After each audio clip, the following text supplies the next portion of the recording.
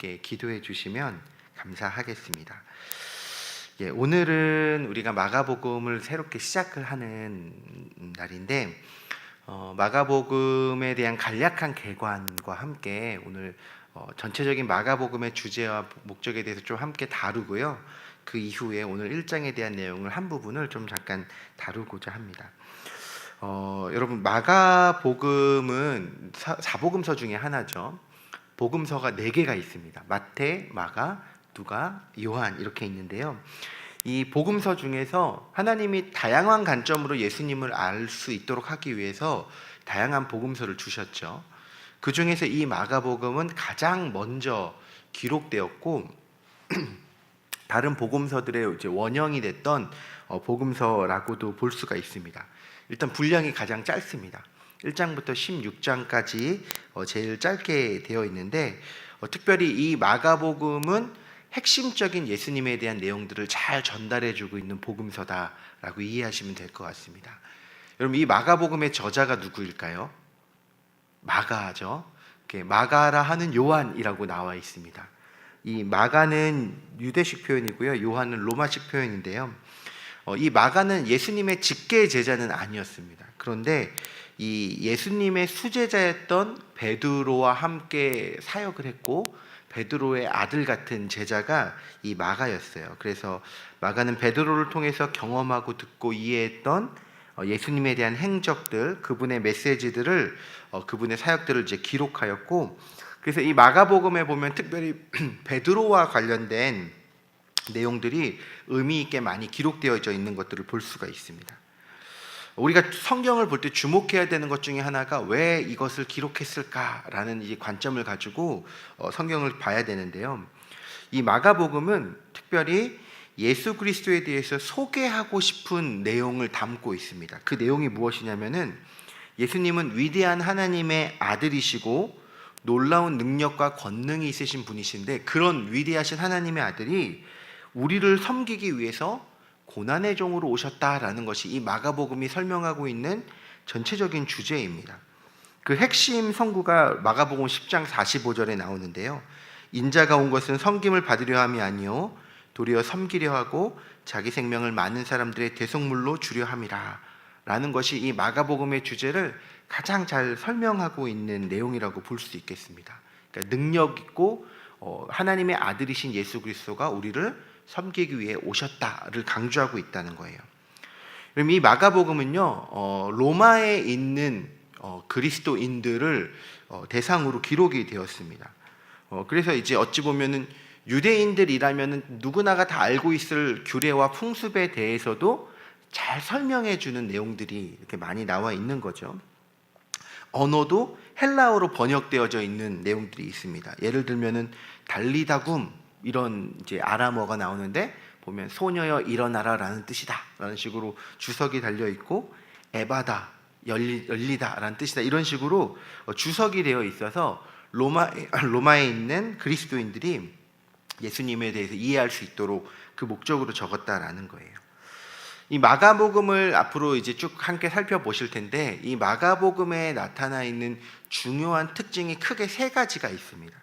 첫 번째는 무엇이냐면은 이 마가복음은 앞서 목적과도 연관되어서 예수 그리스도에 대한 소개를 중심으로 기록되어졌다라는 거예요. 예수 그리스도의 위대하신 능력과 권능을 소개하는 목적으로 기록되었다 보니까 예수님에 대한 다양한 사건들이 잘 기록되어져 있습니다. 1장부터 8장까지는 예수님이 행하셨던 여러 가지 다양한 능력과 사건들을 압축적으로 잘 기록하고 있고요. 9장부터 16장까지는 예수님이 십자가에서 죽으시고 부활하기까지 우리를 위해서 어떻게 섬겨주셨는지에 대한 이야기가 나옵니다. 마가가 이 예수님을 소개한 이유는 무엇이냐면은 그 예수님을 믿어야 한다라는 그 결단을 촉구하기 위해서 기록을 했거든요. 근데 이 결단을 매우 긴급하게 촉구하는 내용들이 담겨져 있습니다. 그러다 보니까 이 마가복음에 자주 나오는 표현 중에 하나가 뭐냐면 곧, 즉시 이런 표현들이 많이 나와요. 성경을 보시면서 곧, 즉시가 많이 나오는 복음서가 나온다 그러면 마가복음이구나 라고 이해하시면 될 것 같습니다. 두 번째로는 요약적이고 함축적인 설명들이 많이 기록되어져 있다라는 거예요.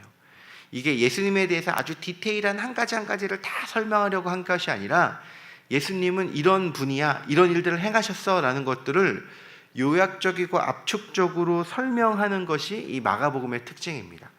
그래서 다른 복음서에서는 매우 긴 내용을 할애해서 설명하는 것이 마가복음에서는 그저 한 줄, 두 줄 이렇게 기록된 것들이 많이 있습니다. 예수님 뭐 시험 받으셨던 거에 대해서도 마태복음이나 누가복음에서는 길게 기록되어 있거든요. 근데 마가복음에서는 예수님이 시험을 받으셨더라, 한 전체 내용이 한 몇 줄 안 돼서 이렇게 간략하게 나옵니다. 그러니까 전체적으로 로마인들에게 핵심적인 압축 요약으로 예수님을 설명하는 것이 이 마가복음이다라는 것이고요. 세 번째 특징은 제자도에 대한 강조가 되어 있다라는 거예요. 그러니까 마가복음을 기록한 목적 자체가 이런 예수님을 믿어라라는 것에 있었죠. 그래서 이 예수님을 어떻게 믿어야 된다라는 예수님의 믿는 믿음에 대한 제자도가 강조되어 있습니다. 특별히 이 마가복음은 로마에 있는 그리스도인들을 대상으로 기록되어졌다고 했는데요. 그 당시 로마에 있는 그리스도인들은 신앙생활을 하기 매우 어려운 상황 속에 놓여져 있었습니다. 네로 황제는 그리스도인들을 계속해서 압박하고 박해하고 억압해하는 상황이었고요. 예수님을 믿으면 편한 것이 아니라 많은 손해와 많은 어찌 보면 사회적인 위험을 감당해야 되는 상황이었다 보니까 그런 상황 속에서 예수님을 믿지 않고 신앙을 포기하는 수많은 사람들이 있었다라는 거죠. 그런 사람들에게 그들을 격려하고 그 예수님이 어떤 분이신지를 다시금 설명하면서 끝까지 흔들리지 않고 예수님을 믿어야 할 것을 촉구하는 내용이 이 마가복음이라는 것입니다. 그래서 보면 믿음에 대한 강조가 많이 나오고 있습니다. 예수님을 온전히 믿는 것에 대한 내용인 거죠. 그래서 이 마가복음을 요약하자면 이 마가복음은 예수 그리스도를 설명하기 위한 책이고, 특별히 1장 1절에 보면은 하나님의 아들 예수 그리스도의 세계다라고 설명하고 있습니다. 하나님의 아들 대신 아들 되신 예수님께서 다양하고 위대한 권능과 능력을 행하셨고, 그분이 우리를 위해서 섬기러 오셨고, 그런 예수님을 온전히 믿으며 견디며 나아가야 된다라는 것이 이 마가복음이 우리에게 주는 전체적인 내용이라는 거예요. 그래서 우리가 앞으로 이제 세부적으로 마가복음을 한 장 한 장씩 다루어 가겠지만 전체적인 그런 맥락을 이해하시면서 함께 보시면 좋을 것 같습니다. 그 중에서 오늘 1장의 내용인데요. 우리 1장에 여러 가지 내용이 길게 나오지만 그 중에 한 부분만 좀 주목해서 살펴보기 원합니다. 9절부터 11절의 내용인데요. 제가 한번 읽어보겠습니다. 그때 예수께서 갈릴리 나사렛으로부터 와서 요단강에서 요한에게 세례를 받으시고 곧 물에서 올라오실새 하늘의 갈라짐과 성령이 비둘기같이 자기에게 내려오심을 보시더니 하늘로부터 소리가 나기를 너는 내 사랑하는 아들이라 내가 너를 기뻐하노라 하시니라. 아멘. 여러분 오늘 요 9절부터 11절의 내용을 중심으로 우리가 한번 잠깐 살펴보기를 원하는데요.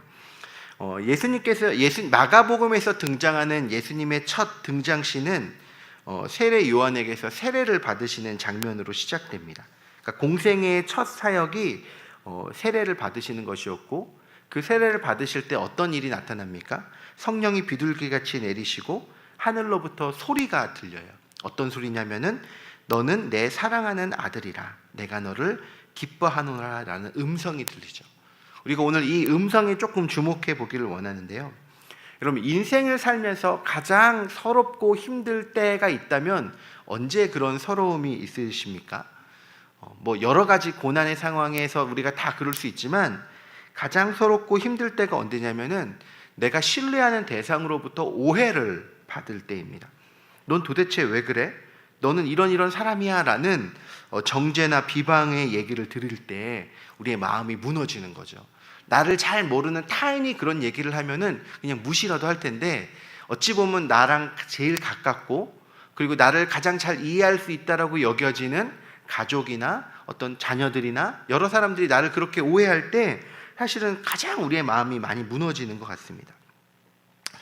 여러분 우리도 사실은 지지가 필요하지 않습니까? 인간은 지지와 격려가 필요한 존재입니다. 그리고 우리의 존재가 사랑을 위해서 창조되었다 보니까 늘 우리는 사랑받음을 확인하고 싶은 본능이 있습니다.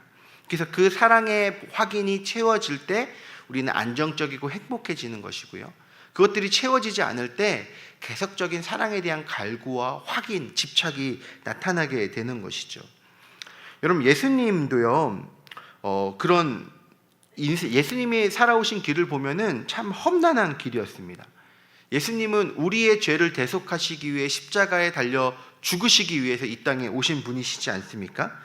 오직 아버지의 뜻에 순종하기 위해서 이 땅에 오셨는데, 그런 오신 예수님을 이 땅에 오신 그 하나님의 자녀들은 어떻게 되었냐면은 오해하고 핍박했어요. 예수님에 대해서 오해하고 박해하고 마음을 알아주지 않고 오히려 예수님을 십자가에 못 박아 죽이는 그런 일을 벌이는 상황이었죠.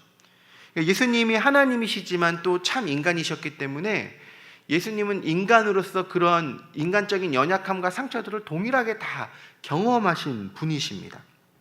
배고프시고 외로우시고 아프시고 지치시고 힘들고, 그래서 예수님 이런 말 많이 하시잖아요.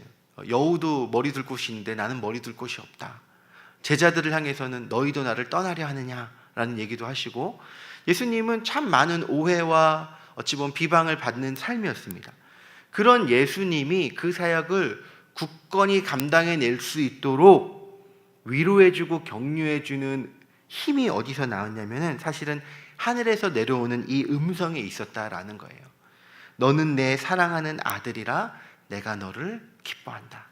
하늘로부터 내려오는 이 하나님의 음성이 예수님의 사역 처음부터 들려졌어요.